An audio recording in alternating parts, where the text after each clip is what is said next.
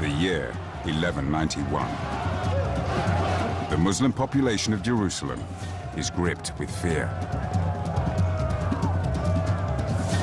Richard the Lionheart, King of England, has become a Christian crusader.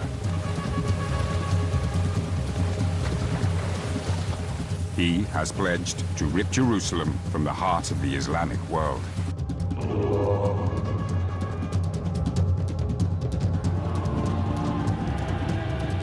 Determined to stop him is the legendary Muslim warrior Saladin. 4 years earlier, Saladin conquered Jerusalem. And in an act of unexpected mercy, he spared the Christian inhabitants. Few believe Richard will be as generous with the Muslims.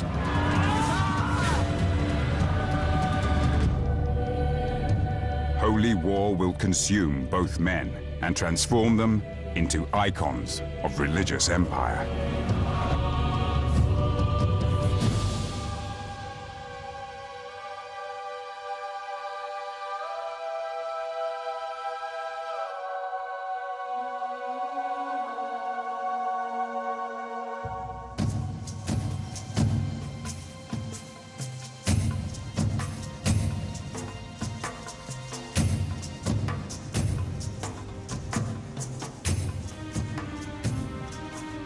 With the Muslim-held port of Acre back in Christian hands, Richard the Lionheart, King of England, had completed the first stage of his quest for Jerusalem.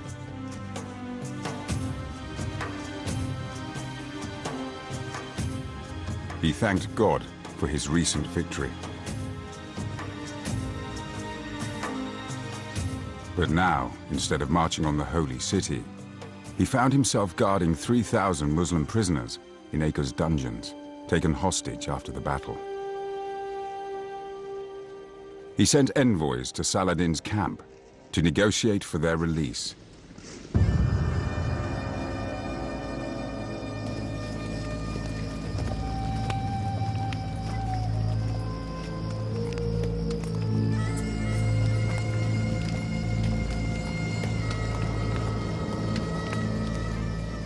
In exchange for the prisoners, Saladin was asked to give back Christendom's greatest holy relic, the so-called True Cross, which the Muslims had captured 4 years earlier. Christians believed it was part of the wood on which Christ was crucified. Saladin knew Richard valued the True Cross highly and hoped the Crusaders would not want to continue their march on Jerusalem without it. Risking the lives of 3,000 of his fellow Muslims, he delayed the exchange. Stuck in Acre, Richard's crusade ground to a halt. As the weeks passed, his fellow holy warriors occupied themselves in Acre's famous brothels.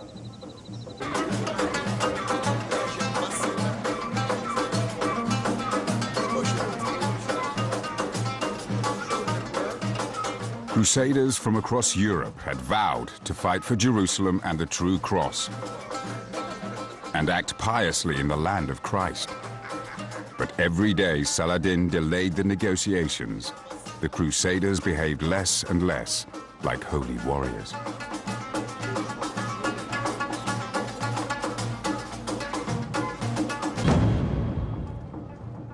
In the dungeons below, the Muslim prisoners could not understand why Saladin did not free them. They grew more and more fearful. Eventually, Richard decided his march on Jerusalem could wait no longer. He ordered the prisoners to be taken from their cells. They couldn't just stay at Acre. as month succeeded month, waiting perhaps endlessly. To leave so many fighting men in captivity in Acre would have entailed money. A great many men would have to guard them. This, he calculated, was a cost that he could not bear. In the end, he has them slaughtered. This is clearly an atrocity.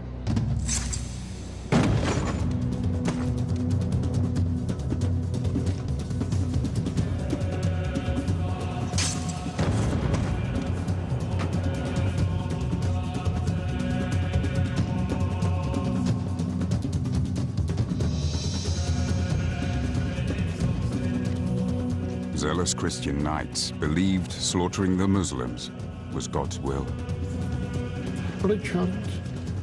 Richard killed several thousand Muslims at the gates of Acre. Many murderers, whether they are politicians, leaders, or even criminals, claim that it is the will of God, but God the Almighty denounces it.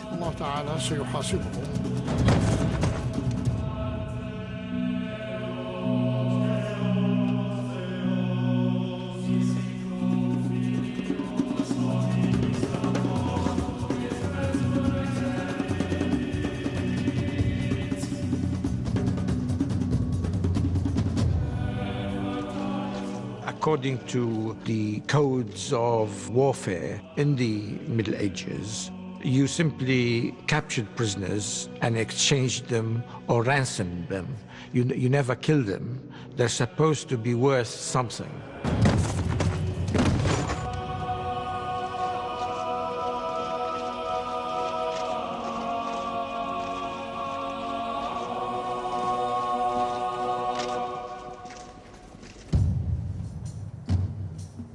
With the prisoners out of his way, Richard was free to continue his crusade to Jerusalem.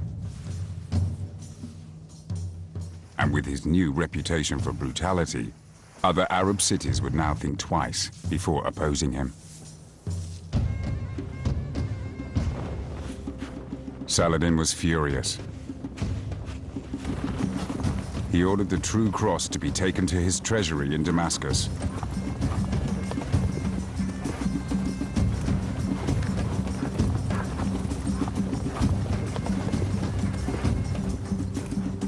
The relic was lost to Christendom forever.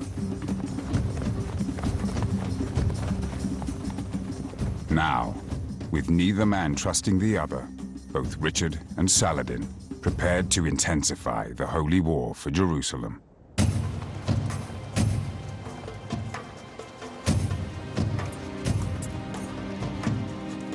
In the autumn of 1191, Richard began his march towards the holy city.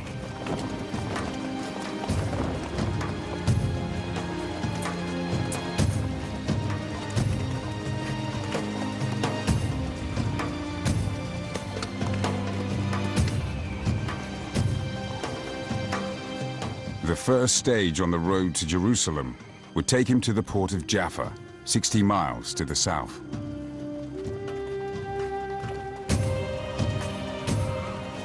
Richard knew he would need to march through Saladin's territory to reach Jaffa, but the port was key to his crusade.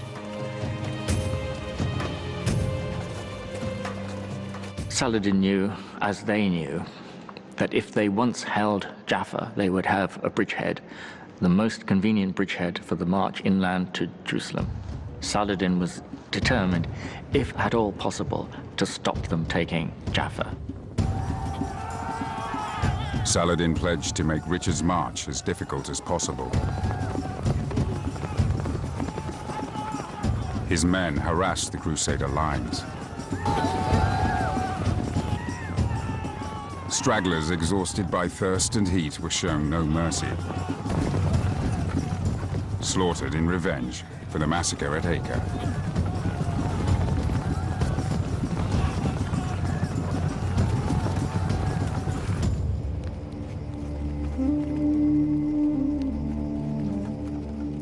By night, the full force of the treacherous situation the Crusaders found themselves in hit home.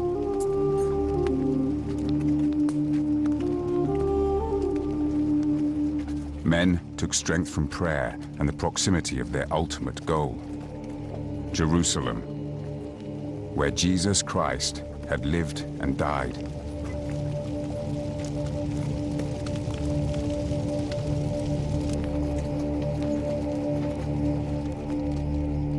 Richard knew he risked everything, exposing almost all the Crusader forces to the perilous march.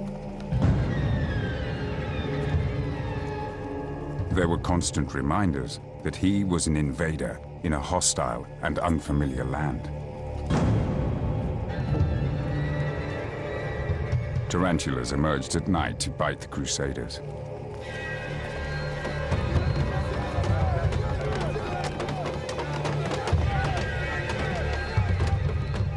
Terrified men beat shields to drive the vermin away.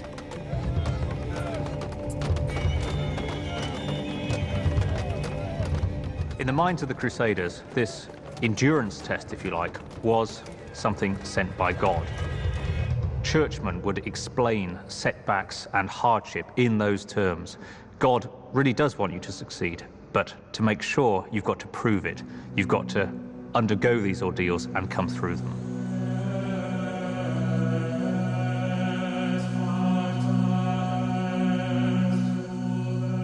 Richard expected the greatest test was yet to come. An all-out attack by Salad-in.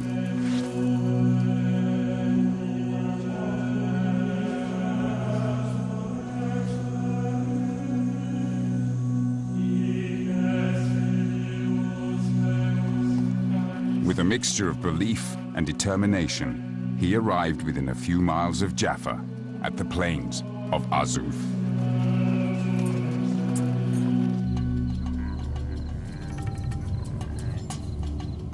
At Azuf, Saladin intended to stop Richard with an all-out attack.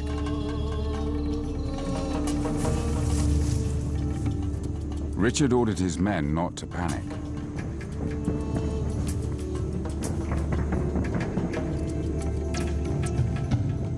If they held their ranks, they might still make it to Jaffa.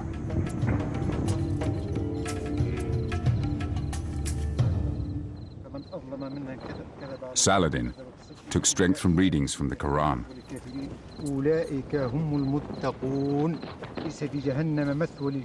He knew a pitched battle against Richard's determined crusaders was a dangerous gamble. Saladin risked a full-scale battle to stop this steady march southwards. The Crusaders were determined to get to Jaffa. There was a head-on conflict between the two great armies. As Saladin's lines advanced, Richard commanded his crusaders to hold formation.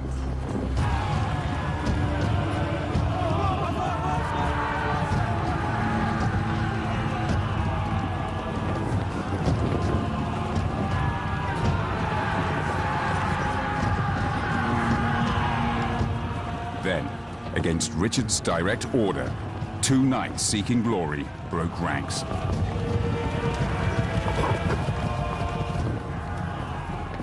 Richard saw this. He was horrified. It was the last thing he wanted. It was vital that the Christians maintain formation. Yet he reacted to it. He saw that if this charge took place, the Christian force would be fragmented. He needed to keep his men together. And immediately he said, right, okay, if they've gone, we'll all go. And he ordered a general charge.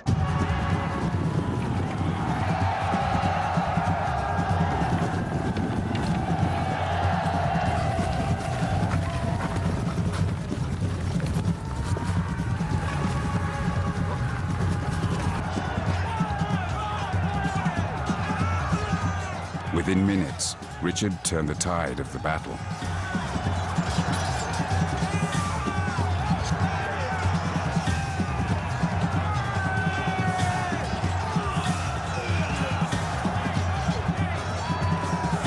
To the Muslims, the King of England seemed to possess superhuman power.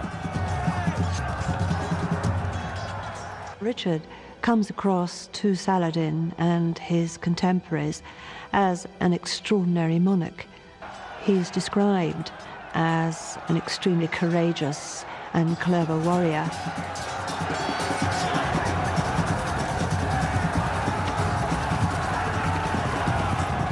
The Muslim army fled in confusion from Richard's ferocious attack.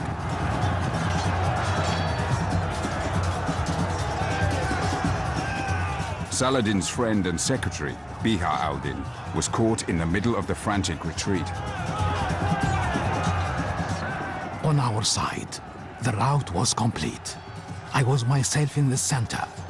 That section, having fled in confusion, I thought to take refuge with the left wing. But I found it also in full retreat.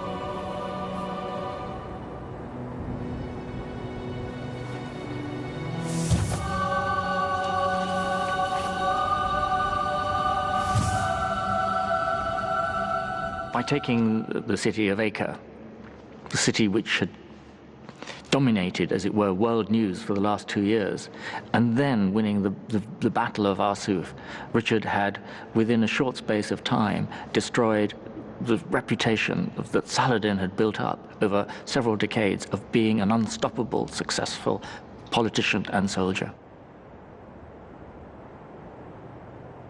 With Saladin now defeated, Richard entered Jaffa unopposed.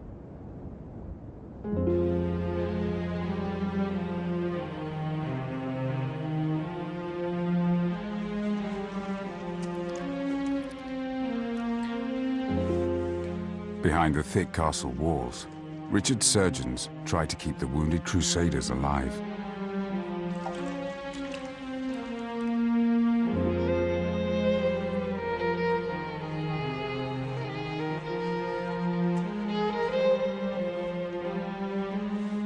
Many had fallen, and every death made Richard's quest more and more difficult.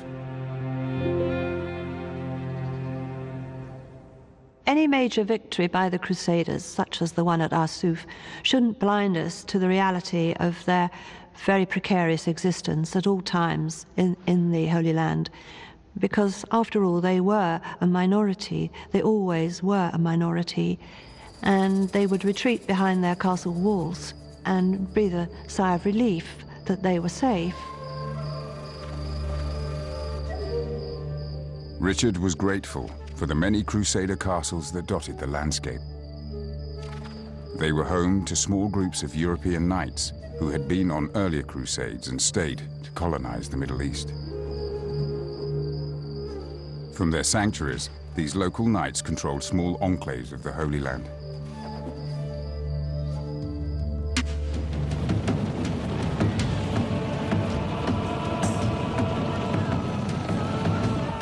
But within a few miles of the castle walls, Saladin's men were still in control. Crusaders were regularly kidnapped and beheaded.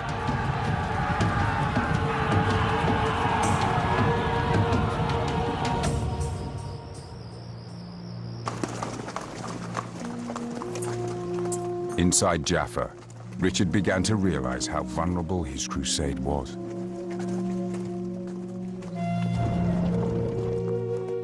Instead of marching swiftly on Jerusalem, as his followers urged, he decided to attempt secret negotiations with Saladin. Trying to capture Jerusalem simply by military means is phenomenally dangerous. It will be much better if Saladin can be persuaded by diplomatic means, by negotiation, to allow Jerusalem to be handed back to the Christians.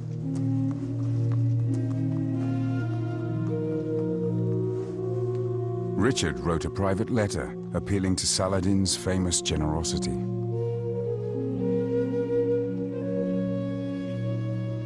The Muslims and the Crusaders are bleeding to death. The country is utterly ruined. Lives have been sacrificed on both sides. The time has come to stop this. Jerusalem is for us an object of worship. It must be consigned to us.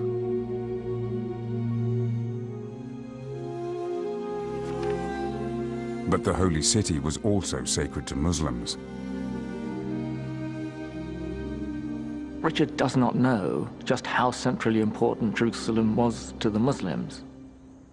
He probably overestimates his ability to persuade Saladin to give up this city, thinking it doesn't mean so much. Saladin has to dissuade him, persuade him. I know Jerusalem means as much to us as it does to you.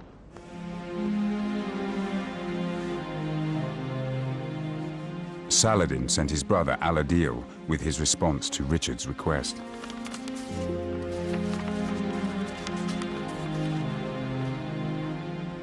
القدس لنا كما هي لكم وحرمتها عندنا مقدسة أكثر ما هي. Jerusalem is ours as much as yours. Indeed, it's even more sacred to us than it is to you. Do not imagine that we can renounce it or waver on this point. The land was originally ours, whereas you have only just arrived.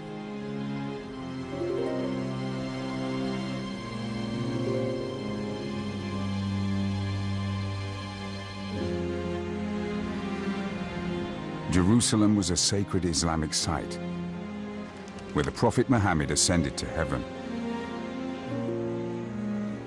Saladin would never give it up. His status in the Arab world depended on retaining it. But he was completely unprepared for what happened next.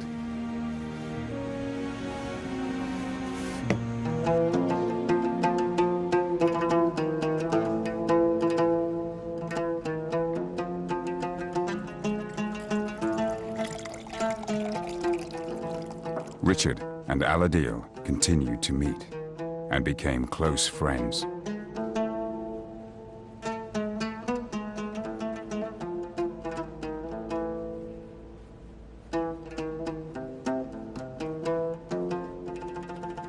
Men like Richard and Al-Adil both believe they have been born to rule, to lead armies, to enjoy hunting, to enjoy hawking, to enjoy fine horses, to enjoy music.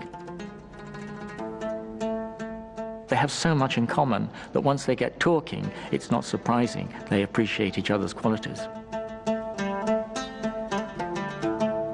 Richard was so impressed by Al-Adil that he started to call him brother and knighted his son as if he were a European prince. The massacre at Acre seemed a distant memory.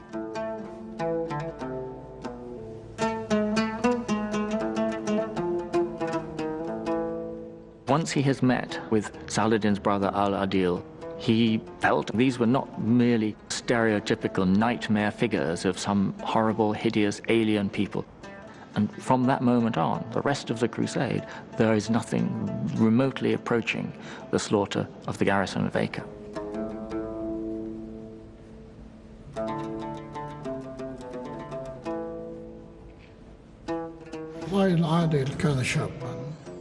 In my opinion, Al-Adil was an ambitious man who wanted to become a king,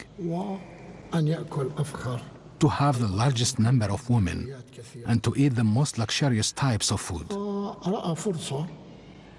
He saw that there was an opportunity for him to set up a kingdom under his rule and to maybe have a blonde European princess as his wife.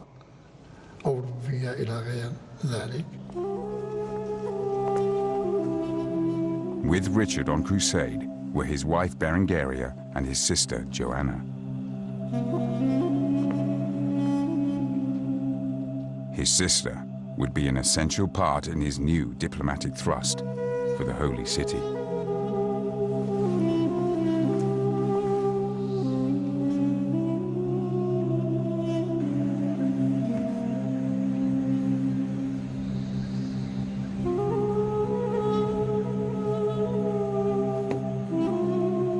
Al-Adil sent a letter to Salad outlining a radical new peace proposal.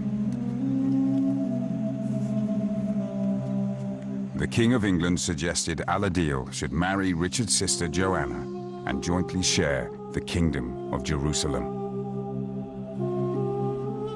This, on the surface, is a terribly strange idea. A Christian princess marrying a Muslim prince. It's a very interesting tack by Richard. I think what he's doing there is trying to divide off Al-Adil from Saladin. He's suggesting that Al-Adil should become the ruler of Jerusalem in his own right. He's trying to exploit tensions within the Muslim camp.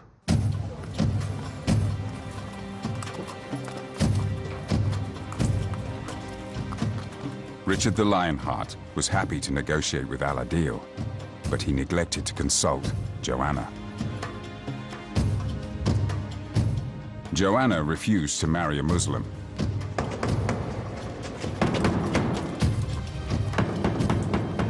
And Al-Adil refused to convert to Christianity. The wedding was off. She was a divorced woman in the first place. She hoped to marry some kind of Christian count. She didn't want to become part of a Muslim family. And she knew that this was simply a straightforward political proposal. When Richard's secret dealings with the Muslims were revealed, his fellow crusaders were scathing.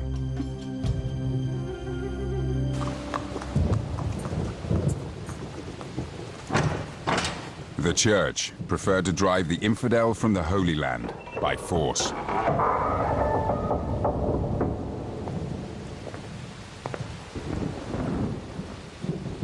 Richard had little choice but to heed the demands of his increasingly impatient army. Reluctantly, he prepared to face the dangers of the treacherous winter road to Jerusalem.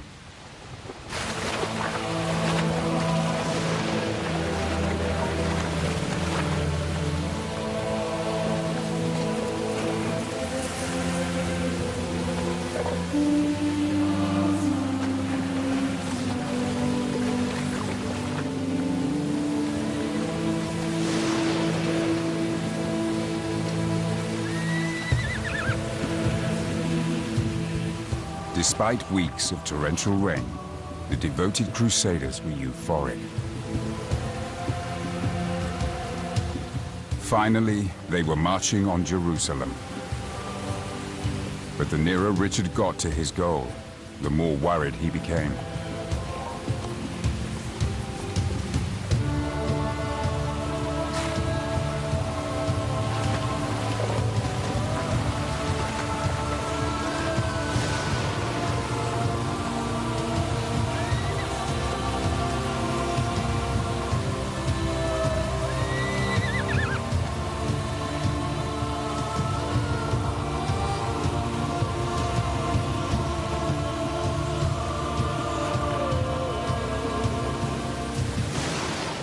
Just 6 miles from the Holy City, Richard brought his army to a halt.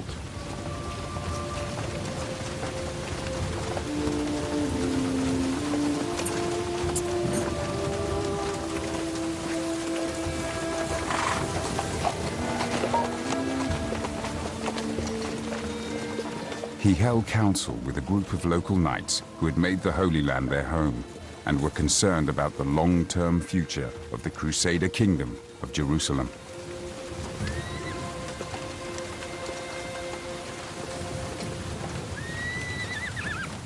It became clear And this is what Richard was told, above all, by the men who had lived all their lives there, who knew the country well, who understood its problems, that it just wasn't on. Even if they were to succeed in capturing Jerusalem, they wouldn't be able to hold it for long. Part of the trouble was that those who were keenest to go to Jerusalem, those who pushed hardest for this march, were precisely the people who felt themselves to be pilgrims. And as pilgrims, once they had fulfilled their vow of getting to Jerusalem, would then go home, abandoning the city that they had struggled so long to take, and they would lose it again quickly. What was the point of that?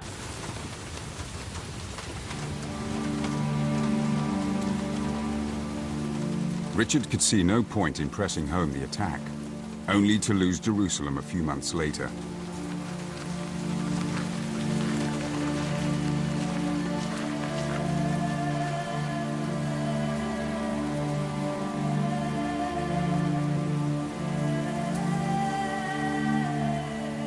On the advice of his local knights, he decided to turn his army around and march back to Jaffa.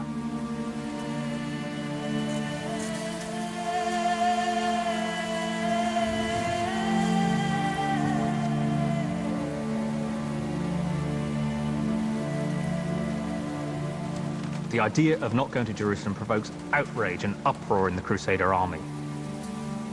They committed themselves to the cause of Christ. They wanted to complete their pilgrimage. And here was their leader, their esteemed leader, telling them that it wasn't possible. They couldn't understand it. They felt, some of them felt very betrayed, some of them felt almost that Richard was being a coward. But the reality was, their leaders said they had to turn around and go back.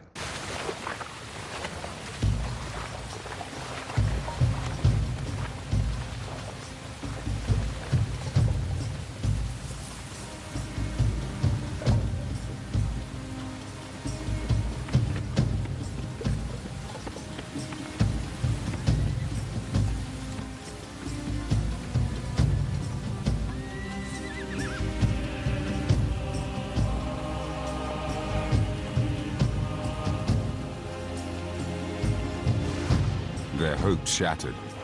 Many pilgrims died of exposure.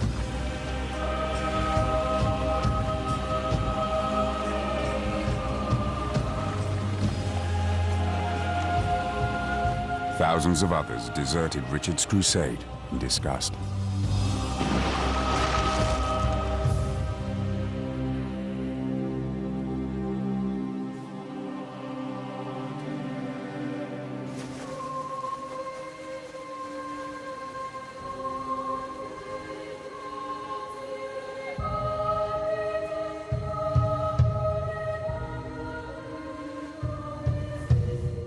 In Jerusalem, Saladin gained little political capital from Richard's retreat. Defeat at Acre and Azuf had started to undermine his authority.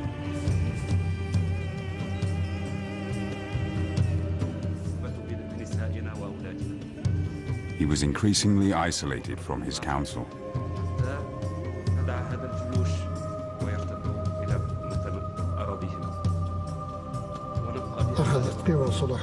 Salahadin's power started declining. He had reports that it was becoming impossible to find soldiers or supplies. He also received news from Damascus stating that even if trees of the fertile oasis were cut, there was no more timber to make weapons like arrows and catapults.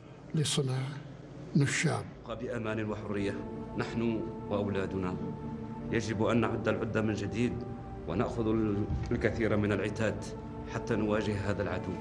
أعوذ بالله من الشيطان الرجيم بسم الله الرحمن الرحيم الحمد لله رب العالمين. It was becoming increasingly clear that if Richard tried to attack Jerusalem again when the weather improved, the holy city would be almost impossible to defend.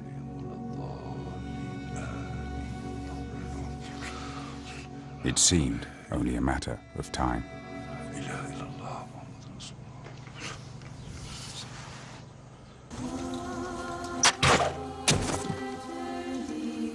In Jaffa, Richard attempted to rally his troops after the bitter disappointment of the failure to reach Jerusalem.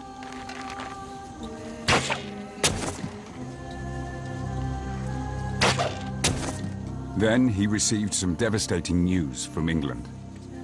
His brother, Prince John, was attempting to seize power from Richard in his absence. Richard was urged to stop the crusade and return to England to fight for his crown.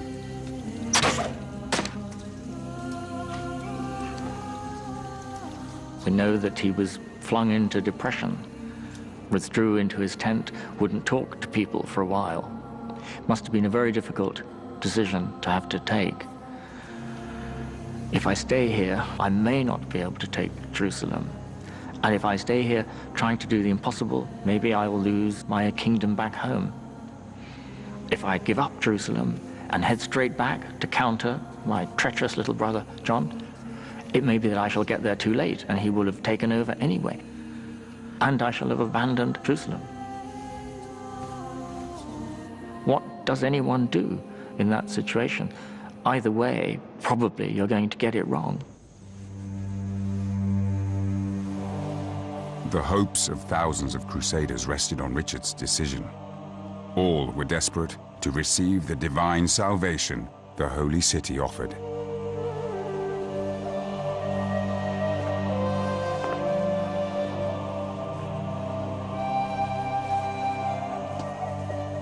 Richard's chaplain approached the king's room.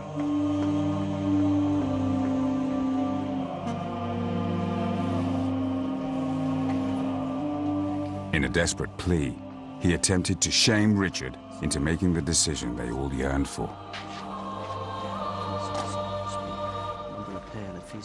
Pray consider deeply in your heart how God has honored and magnified you with countless triumphs and successes.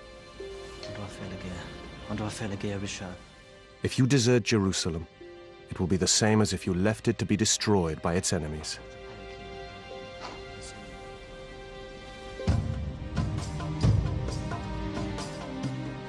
With the weather improving and his reputation at stake, Richard decided to make one last advance on Jerusalem.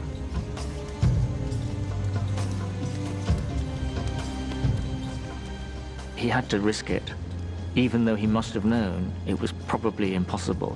But not to try it when the moment came would have been a moral cowardice which he did not think he was capable. As Richard's army approached Jerusalem for the second time, Saladin met with his council of emirs. This time, they felt certain Richard would crush them.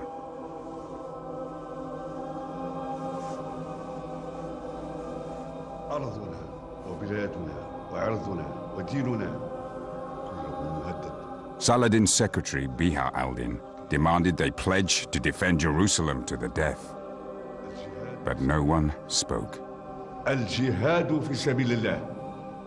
Saladin was incensed. If you give way, the Westerners will roll up this land like the rolling up of a scroll. You undertook to defend this land. And on you alone depends the safety of Muslims everywhere. Many of Saladin's emirs suggested that he simply withdraw. For Saladin, this was not acceptable at all. He had spent all those years gathering the Muslims together to regain the holy city. The holding of Jerusalem was so tied into his own personal prestige and authority, it was something he could not countenance. In the hills outside Jerusalem, Richard made his camp.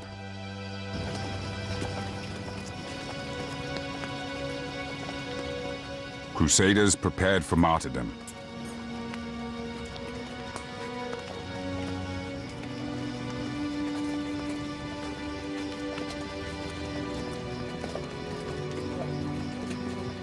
The sick and wounded arrived in the hope of being healed by the holy city.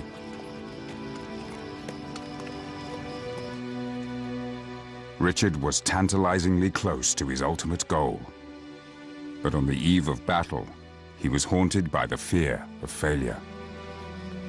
There's a story told that on one patrol, he got close enough to Jerusalem to be able to see the holy city itself.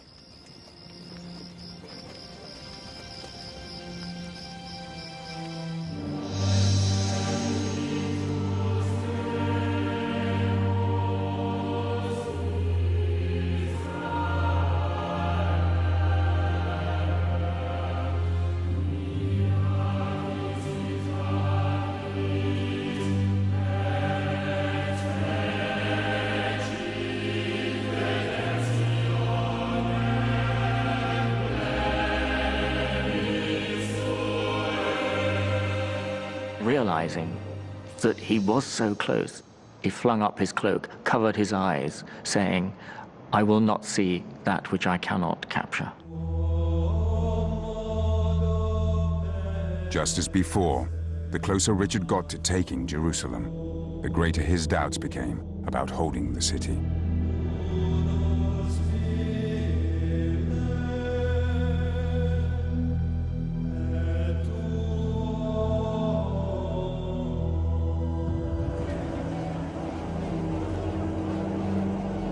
Inside Jerusalem, Salad was also kept awake by his fears.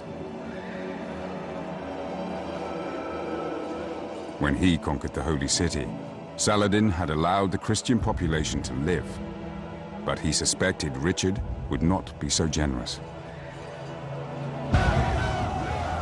The terrified Muslim population knew Richard had massacred the people of Acre. They feared they would be next. Richard was a military leader whose actions did not comply with the rule of ethics or religion. Richard and Salahuddin belong to completely different worlds. The Orient, which was a world that accepted the other, and the West that was intolerant of anyone except Catholics at the time.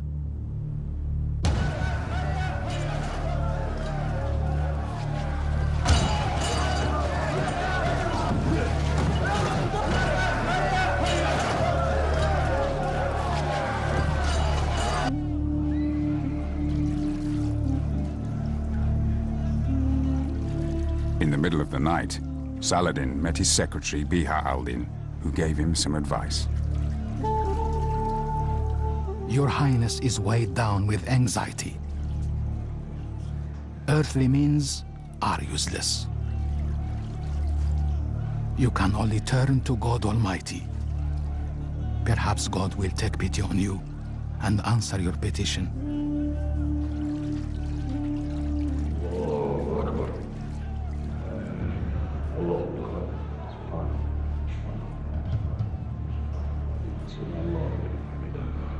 ربنا ولك الحمد. الله أكبر.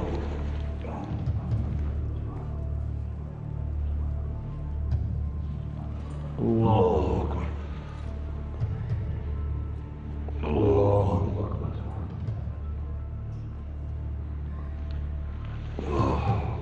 وأشهد أن لا إله إلا الله وحده لا شريك له وأشهد أن محمدا عبده ورسوله. Saladin and the whole of Jerusalem braced themselves for Richard's onslaught.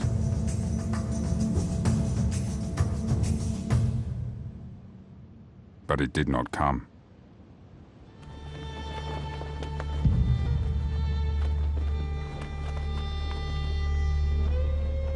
Unable to overcome his doubts, Richard had once again ordered his men back to the coast.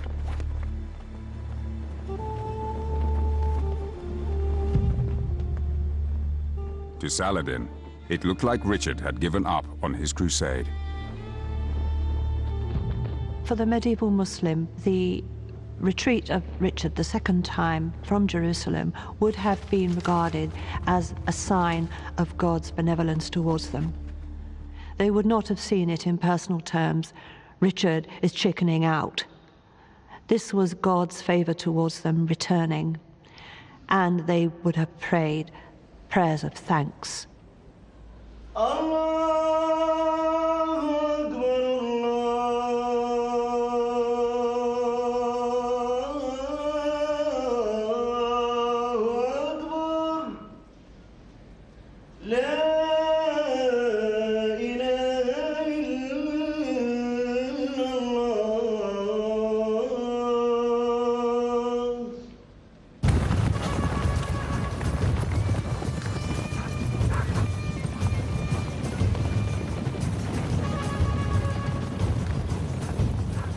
Richard had retreated to Acre. Now Saladin seized the initiative and descended on Jaffa.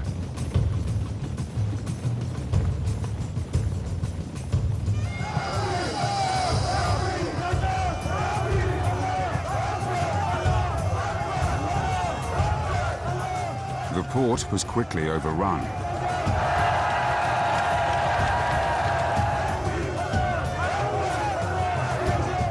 Like his conquest of Jerusalem, Saladin tried to stop the looting and sacking of the city. But his troops had begun to resent his generosity to the Christians, and many ignored his command.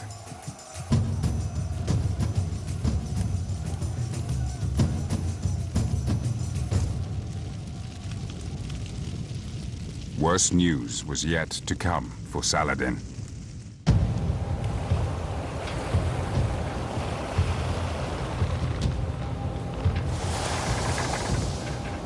Richard may have forsaken Jerusalem, but when he heard Jaffa was threatened, he raced with only a handful of men to save the port.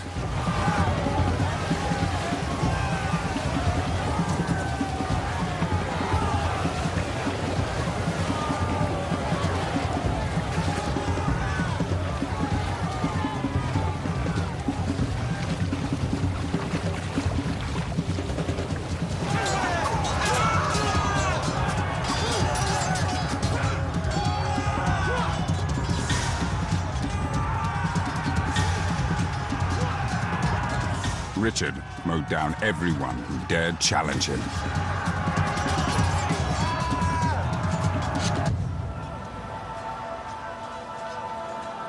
Saladin commanded his men to keep fighting, but his orders carried no weight.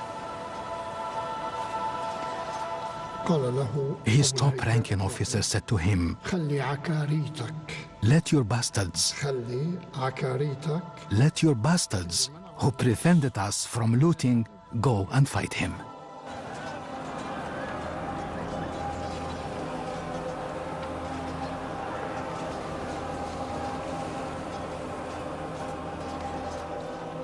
Saladin had no response to the insubordination. Despite being massively outnumbered, Richard won the Battle of Jaffa. It's in that moment, I think, that you see Richard's reputation as a legendary warrior working even in his own lifetime, working on the minds of his enemies, people against whom he's been fighting for the last 15 months. The great encounter at Jaffa becomes a miracle sent by God to allow our great Christian hero, Richard, to hold on to at least one of the successes of the crusade.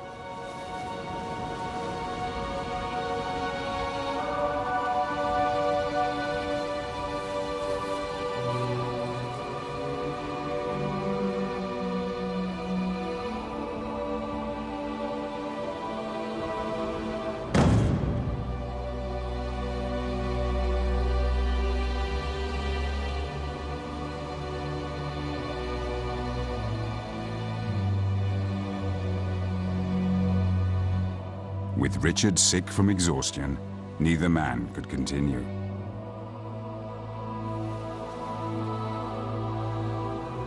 A face-saving truce was all that was left.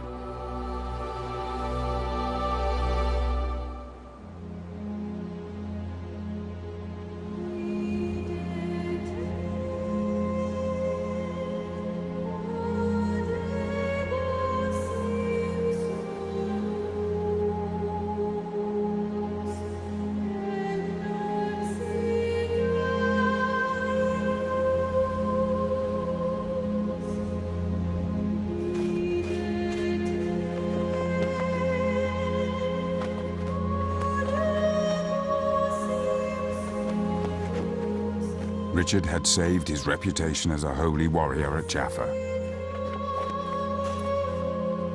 But Jerusalem would never be his.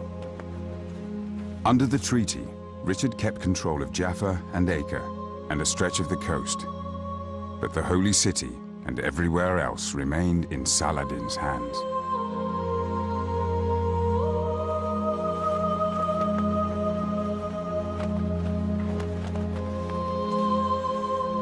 There was neither victor nor vanquished. At the same time, Saladin had clearly won a decisive victory in regaining Jerusalem, and as long as he managed to keep it, the other side would consider this to be some kind of a defeat. Although the truce confirmed Jerusalem as his, for Saladin it was too late. His authority over his empire was on the verge of collapse. He died 6 months later, aged 56.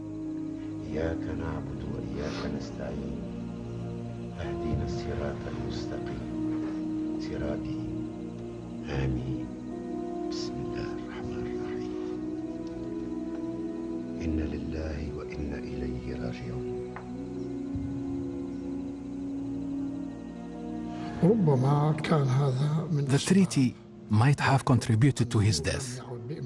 He could not tolerate what had happened. In many cases, when a hero collapses, then either he commits suicide or he dies under the stress of what he's been through.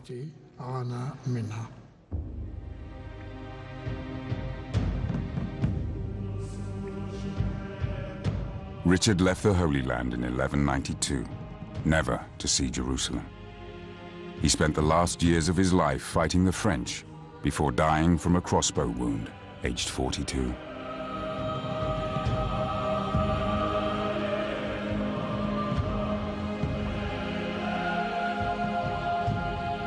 Even though Richard did not manage to recapture Jerusalem for the Christians, his reputation was made. On the international stage, he had fought with honor, with glory, and with a large amount of success. Everybody recognized that. The Christian world, the Muslim world. His status moved to a new level. He became the standard for which kings and warriors should aspire to. Richard and Saladin gave everything for love of Jerusalem. Even in Europe, Saladin gained a glowing reputation. In the first guide to Christian chivalry, he was the leading example. Saladin is the most famous Muslim in the whole world, after the Prophet Muhammad, of course. His legacy is with us even today. He symbolizes virtue, magnanimity, and generosity, and was a worthy person for medieval Europe to admire. Richard and Saladin never met. But in their own lifetimes, chroniclers imagined how unstoppable they would have been if they'd worked together. Putting aside sins, if anyone could give Saladin's noble qualities to King Richard, and his to Saladin, then the whole world could not furnish two such princes.